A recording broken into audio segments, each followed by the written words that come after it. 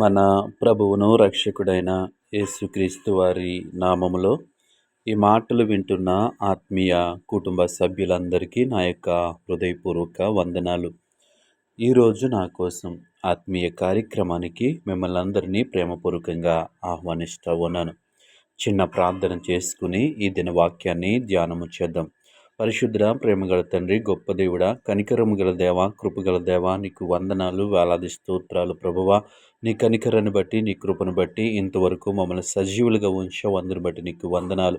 ఈ సమయంలో నీ మాటలు వినటానికి ఆశ కలిగి ఉంటుండగా ఉదయకాల సమయంలో నీ వాక్యం ద్వారా మాతో మాట్లాడమని యేసు నామములో అడిగి వేడుకుంటున్నాము పరమ తండ్రి.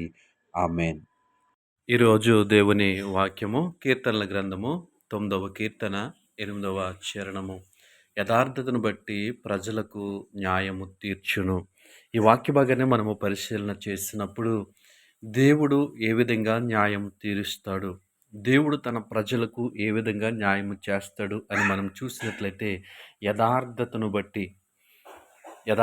బట్టి ఆయన ప్రజలకు ఆయన న్యాయము తీర్చును. ఈరోజు ఆయన మనకి న్యాయము చేయాలి అని మనం కోరుకుంటాం. అయితే దేవుడు న్యాయం చేయటానికి మనలో ఏమి చూస్తూ ఉన్నాడు, దేన్ని చూచి న్యాయము చేయాలనుకుంటున్నాడు అంటే యథార్థతను బట్టి. అంటే మనం కలిగి ఉన్నటువంటి యథార్థతను బట్టి ఆయన మనకి న్యాయము చేస్తానంటున్నాడు. కాబట్టి దేవుని యందు విశ్వాసం ఉంచినటువంటి మనము, దేవుని యందు నమ్మకం ఉంచేటువంటి మనము, దేవుని దగ్గర నుంచి న్యాయము పొందుకోవాలని ఎదురు చూసేటువంటి మనము ఏమి కలిగి ఉండాలి అంటే యథార్థత కలిగి ఉండాలి. అయితే ఈరోజు లోకంలో మనము పరిశీలన చేసినప్పుడు యథార్థత కలిగినటువంటి వ్యక్తులు చాలా అరుదుగా మనం చూస్తూ ఉన్నాం. ప్రతి విషయంలో కూడా యథార్థత లేకుండా జీవించేటువంటి వ్యక్తులు ఆ యొక్క సమాజంలో మనము జీవిస్తూ ఉన్నాం. దేవుని ఎరిగినటువంటి నీవు నేను ప్రతి విషయంలో యథార్థత కలిగి మనము ముందుకు నడిచేవారిగా ఉండాలి.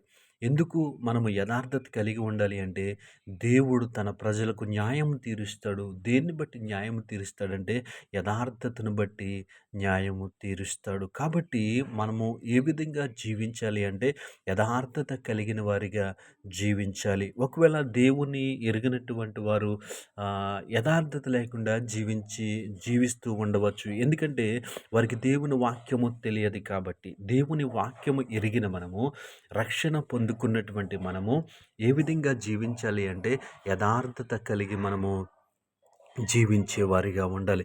ఎప్పుడైతే మనం యథార్థత కలిగి జీవిస్తామో దేవుడు ఏం చేస్తాడో మనకి న్యాయము తీర్చును. దేవుని నామానికి మహిమ కలుగునుగాక. ఈ ఉదయకాల సమయంలో ఈ మాటలు వింటున్న ప్రియ సహోదరి సహోదరుడా, నీ ప్రవర్తన నా ప్రవర్తన ఏ విధంగా ఉంది? మనము ఏ ఏ విషయాలు యథార్థంగా ఉండలేకపోతా ఉన్నాం? ఒకసారి మనల్ని మనము సరి చేసుకుని, మనల్ని మనము జ్ఞాపకము చేసుకుని, ఏ విషయంలో అయితే యథార్థంగా ఉండలేకపోతున్నామో ఆ విషయంలో దేవుని సహాయాన్ని అడిగినప్పుడు దేవుడు మనకి సహాయము చేస్తాడు. మనం యథార్థంగా లేకుండా న్యాయము చేయమనటము మంచిది కాదు. ఆయన యథార్థతను బట్టి తన ప్రజలకు న్యాయము తీర్చును. కాబట్టి మనకు న్యాయము దేవుని దగ్గర నుంచి కావాలి అంటే మనం యథార్థత కలిగి ఉండాలి. మనకి ఎలాంటి న్యాయము కావాలి అన్నా ఆయన మనకు న్యాయం చేస్తాడు. ఈ లోకంలో మనుషులు మనకు అన్యాయం చేయొచ్చు, మన బంధువులు మనకు అన్యాయం చేయొచ్చు, కానీ దేవుడు మాత్రము న్యాయము చేస్తాడు. ఆయన న్యాయము చేయాలి అంటే ఆయన మన దగ్గర నుంచి ఒకటి ఆశిస్తూ ఉన్నాడు. ఏంటి అంటే యథార్థత. కాబట్టి మనము అన్ని విషయంలో యథార్థత కలిగి ముందుకు సాగుదాం. మనుషులు మనకి అన్యాయం చేసిన దేవుడు మనకి న్యాయం చేస్తాడు. అట్టి కృప దేవుడు మనకి అనుగ్రహించునుగాక. ఆమేన్.